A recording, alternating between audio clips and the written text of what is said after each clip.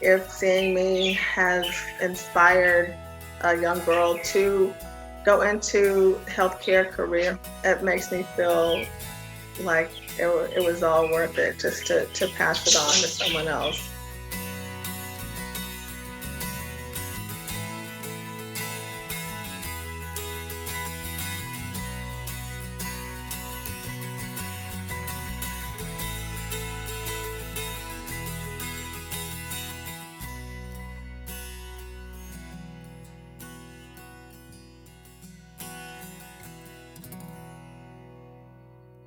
Well, hi, Dr. Legall. We love all of the things you're doing within your community, but can you tell us a little bit about Integrity Family Healthcare? So I'm a family physician. I was born and raised in Houston, and I've been around the community for a little over 10 years.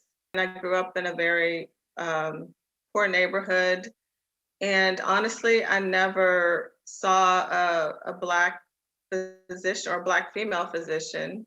But my mother inspired me. She's one of the first African American nurses during integration to um, uh, be a nurse in the hospitals here in Houston. So she taught me my bedside manner, really. I mean, building a business in general is difficult, but then in an industry as complicated as the medical field, can you talk about your journey in building this business and practice? Gosh, so I was in pretty abusive marriage when I was in medical school, and I guess he wanted me to quit. Once I got pregnant with the first one, he really wanted me to be a stay-at-home mom. I was just driven to finish because I felt like one day I'm gonna have to raise these kids by myself. And so, yeah, my kids really inspired me to continue pressing on. And so I had 3 of them while I was in medical school. When I was right before residency, I was pregnant with my 4th one. And so I started residency as a single mom. My self-esteem was so low. I couldn't even raise my head up when I started residency. And then it seemed like I put this white coat on, and all of a sudden people listen to me, and I'm like, okay, I'm gonna dress, I'm gonna walk, I'm gonna talk like the person who these people think I am. One day, it just seemed like the person who I was pretending to be, I became that person. Before I knew it, I was teaching other residents. And so, it's just walking by faith. How would you define your goal in life as a business owner? So is there something that you're ultimately trying to achieve?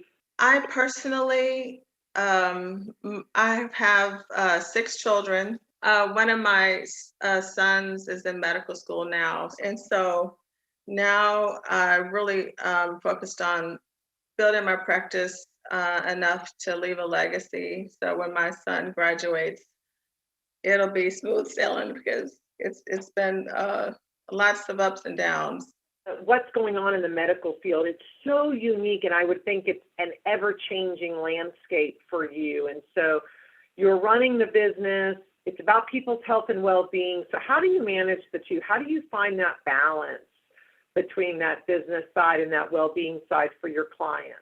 I feel like I'm a terrible business person because my heart is just to help people, and just have people around me that can guide me and just keep me on task. So that's been very important for me.